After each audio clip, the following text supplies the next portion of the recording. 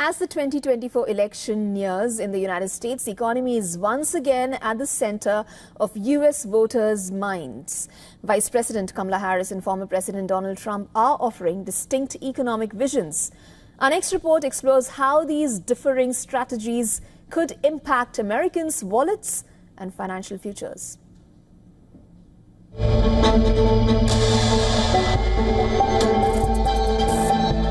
As with past U.S. elections, the economy remains a big factor in 2024 too. Vice President Kamala Harris promises an opportunity economy focused on targeted tax cuts, healthcare reform, and green energy. Former President Donald Trump is pushing for tax reductions, especially for American-made products, and a tariff-heavy trade policy. We focus on economic plans for the candidates to understand who Americans trust more with their financial prospects. Trump and Harris have laid out an array of ideas, each claiming their measure would strengthen the economy and improve people's lives. The Vice President has promised to end federal income taxes on tips to woo hospitality and service workers in key battleground states like Nevada. Tips would remain subject to payroll taxes under Harris's plan. Her campaign said she would work with Congress on a proposal that would set income limits and include measures to prevent fraud. On the other hand, Trump has rolled out a series of targeted tax breaks, including eliminating federal taxes on tips, Social Security, benefits, and overtime pay. Trump was the first candidate to promise an end to taxes on tips, floating it at a rally in Las Vegas about 2 months earlier than Harris. We have a special tax that here is going to do, I think, quite well. It's called no tax on tips. The Vice President has promised to provide tax relief to 100 million Americans, particularly the middle class. Her plan centers on reviving or extending several temporary measures that Biden and congressional Democrats enacted.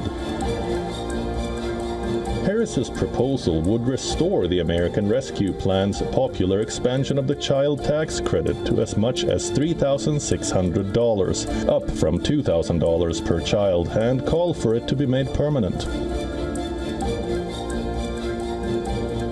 The enhancement was only in effect in 2021.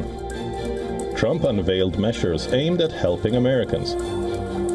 Trump said he would temporarily cap credit card interest rates at around 10%, which is less than half the current rate. He also promised to make the interest paid on car loans fully tax-deductible, similar to the popular existing deduction for mortgage interest. This, he said, would help senior citizens and their family members. Trump has said he would push for tax credit for family caregivers.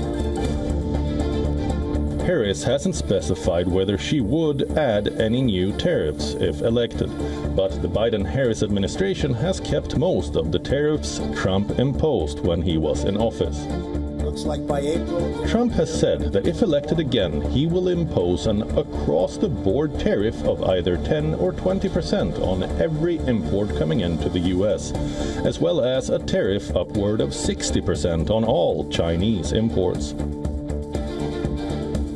Trump claims that tariffs will boost American manufacturing, create jobs, and bring in billions of dollars to help pay for other policy initiatives.